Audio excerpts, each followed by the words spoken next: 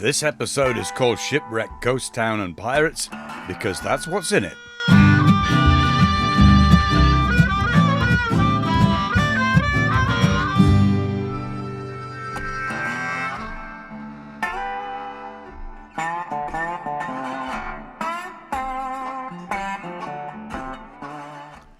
You remember Pooh, the lopsided canoe from the last episode? Well, it was time to try her out for real. She looked a long way down from the transom of the boat. I figured the best way to get into her was from the boarding ladder. That's why it's called a boarding ladder.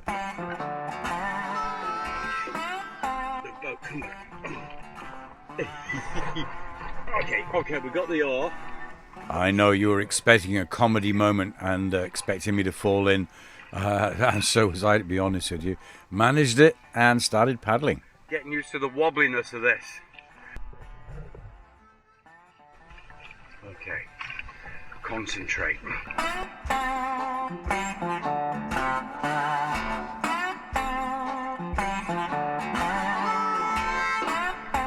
there!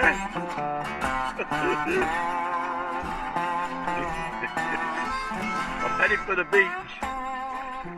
Such as it is. There's lots of rocks down here. I don't want to put a hole in this. Right, now the next thing is how to get out of here in one piece.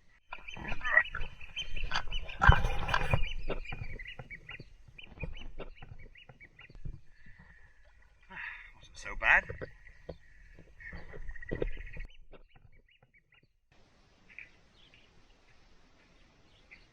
It seems that Kiwis live here. All right, Limestone Island. Historic and Wildlife Island. I like it.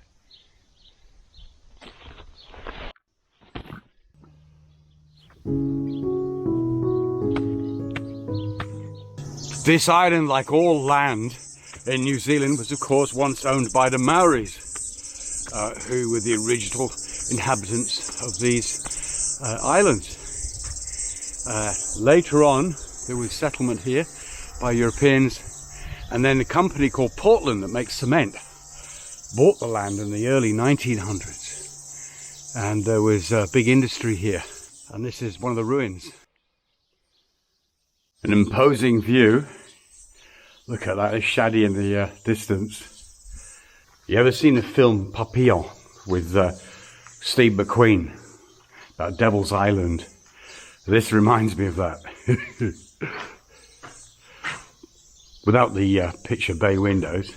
There's a difference between Devil's Island and here. You need fireplaces in the winter here in New Zealand because it gets cold. Do you know what? I can live in here. This is lovely. The roof needs fixing, dear. This must have been a beautiful house in its day. Nice steps. Ooh. Got an outside toilet. Well, I knew that New Zealand was different, but I'm not sure. Okay, maybe you have to pee on this bush. I wouldn't want to eat one of those. Hi, Joe, is it? Yes, hi. This is Joe. She's actually the sort of ranger here, lives here, and this is her job. Yeah, that's right. And her boyfriend goes to work in a kayak. How cool is that? I love caves. Yeah. There's some great man caves. There's a woman cave. Yes, that's a woman cave. Love it. But messy. She was nice. I never know when to film people or not, because some people don't like it, but she was great. Chatted to me about the island. Gave me a few pointers on where to go, which is up here for the best view. Right, we're on a trek. I was on a mission to find an old cement works and a ghost town. I wasn't going to, but I'm going to go to the top of this hill. I can do it. I can do these things. There's Shaddy right down there in the distance.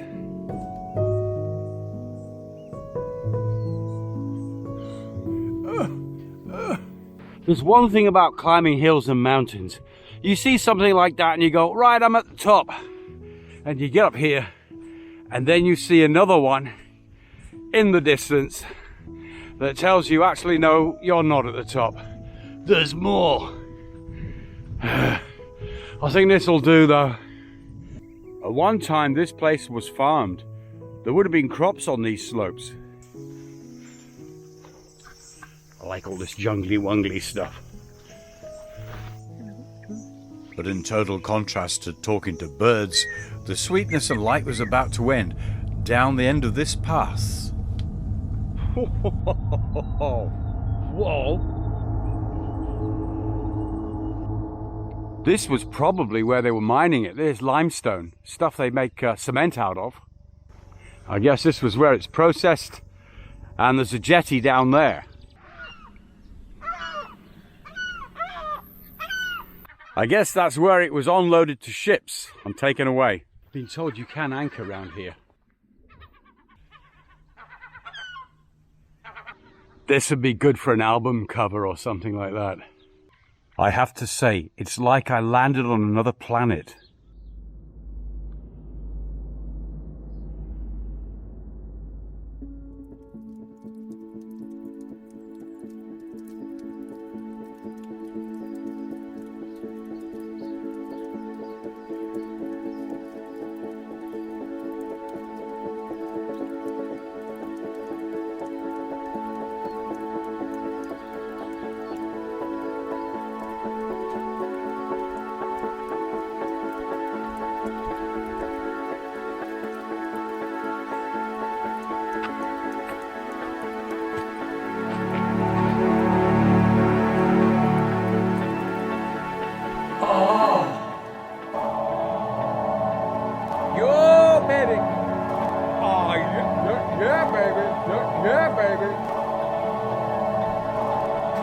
Yeah, baby. Yeah, baby.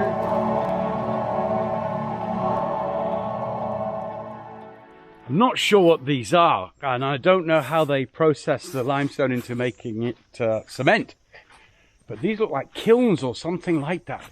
But I've seen stuff like this in industrial Britain of the old age, where you've got brick and it's held together with giant iron rings. And I've seen pictures, but I've never seen anything like this. Is complete. That has to be pretty rare. Look at this.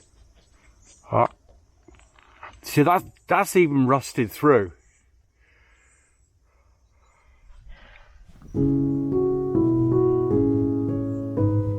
Back in the jungle,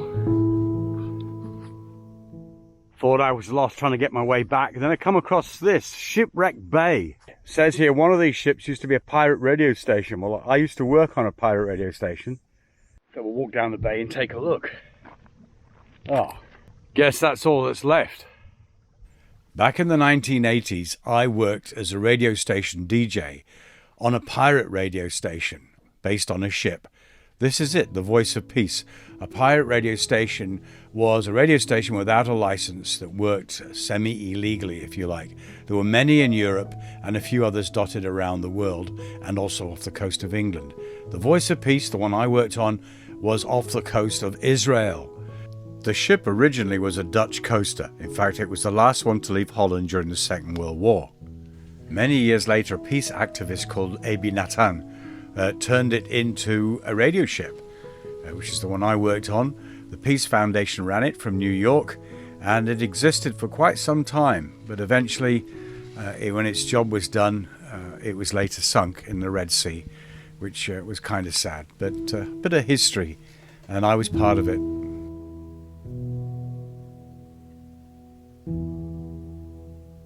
Suppose I could make history at this point with an old pirate radio ship here and an old pirate radio station DJ from the 80s from the Voice of Peace, where I used to work.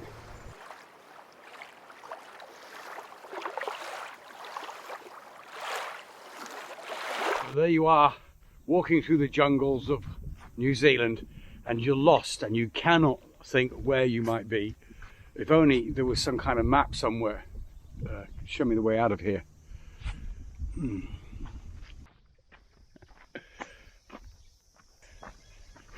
I could murder a cold beer right now. I've no idea what time it is. It's still morning. It's pretty early in the morning, but it is damnably hot. This is nice. It's fine. It's good. I'm all sweaty, but I'm enjoying this.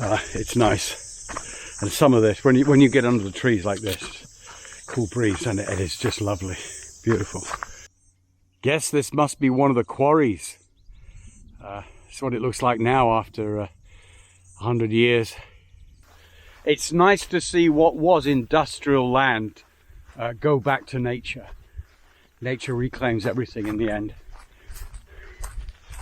There's one thing to do before I leave here. I've seen something over here which deserves my full attention.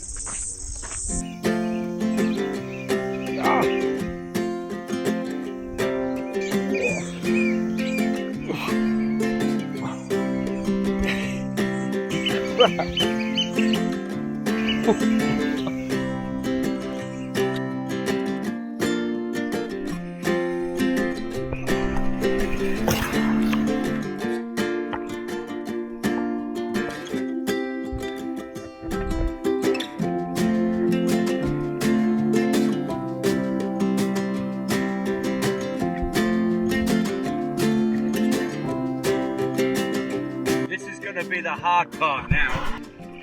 There's a current running, so it's kind of pulling up. Okay, got up. If I put the paddle on board first and then I lose my grip, we're all going down the river without a paddle. Burp. All right, let's do it.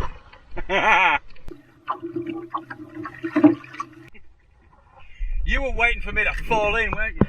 Yeah. Thank you, Pooh.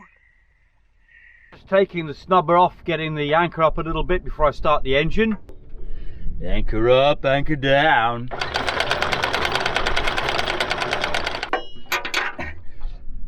Because there's only a short fall in there, I have to pull the chain out as she comes out of the water. Fella, you can't be on my chain. Go on, off you go. Go on. There you go. We're out in the river and we're running out of water. I'm headed for a mark up there. And then if I go that way, there'll be more water. So I've only got a couple of 100 meters to go.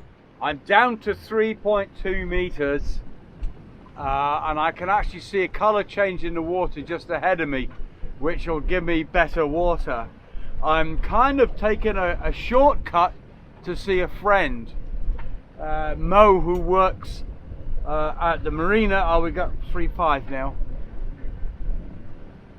He's up here on holiday, and so yeah, I didn't get to say goodbye to him, so I'm going to go see him. A couple of young lads like ourselves, have a few beers tonight, party.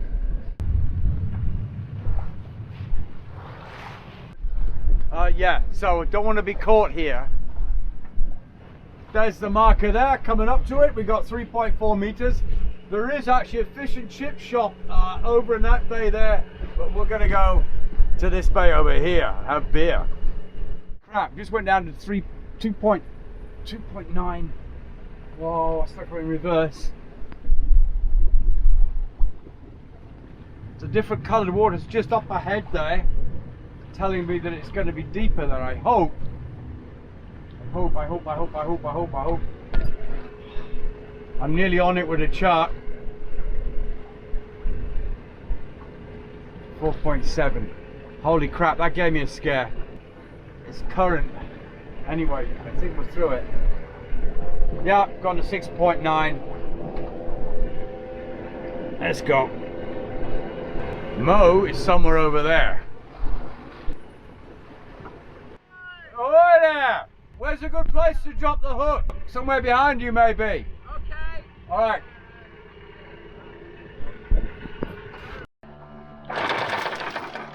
Hey, up!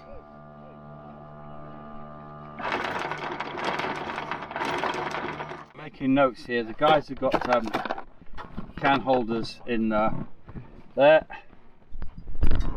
This camera's not working. Let go. Do it. Now what are you going to do? Push my boat. Well, ask him it. Oh! That's alright. Oh, mate. Ask him.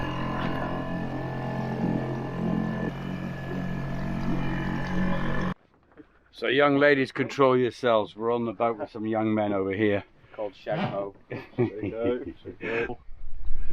So anyway, we've come across because they've got cold beer, and it's a chance just to get off Shaddy for a bit. Best kidnapping ever. Many thanks to the guys for their splendid hospitality. Kept me fed and watered. A very enjoyable night. And then they ran me back to Shaddy. Time to put my feet up and chillax.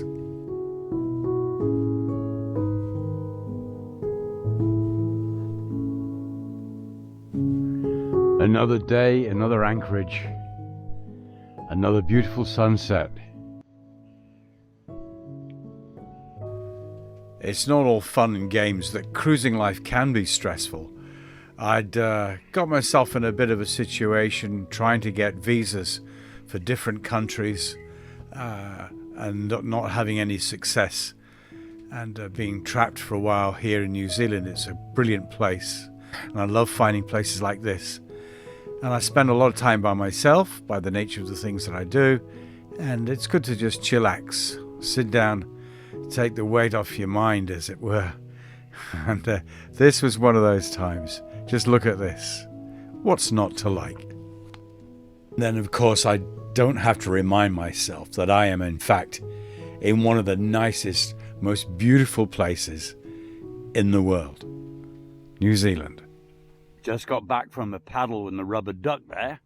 Was trying to get on board and I got my finger caught in between there. I had my hand on the inside down there, and then I put my foot and stood on that.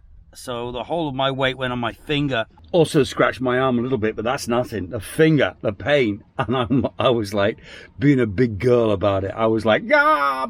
I was swearing a lot. And then I got on the deck to put the canoe back on the front, and these guys are shouting across at me, and I'm like, what? And they're like, do you need any help? Are you okay? They must have heard a tirade of swear words coming across the water. That really does hurt. You can't even see it, but it's slowly turning purple. Anyway, silly old me, my mistake. But these guys over here, like, thought I'd chop my leg off or something. But it was painful. Right. And being New Zealand, of course, the weather changed. The rain came down. The mist came across. I'd had a few painkillers the night before, as you can see there, to help with the finger. But nevertheless, thought it was probably time to move on. I'd had a good few days, and I'd managed to collect some washing water while I was at it. All right, time to move the boat. And it's been raining all day, but now it's hellishly hot. Very humid. Going to start the engine. Not a lot of power in the boat because there's been no wind and no sun. So hopefully the engine's going to charge the batteries as well. And if you want to know what happens next, you're going to have to tune in next time. Thank you so much for watching. I really hope you enjoyed the video. There's ways you can help me, and that is leave a comment, a thumbs up, or even subscribe. If you do subscribe, please remember to press the notifications bell. That way you'll be told every time there's a new Old Sea Dogs video. A big thank you to my patrons who support this channel. Thank you so much. Without you, none of this would be possible. For real-time updates, I'm on Facebook and Instagram. Until next time, take care.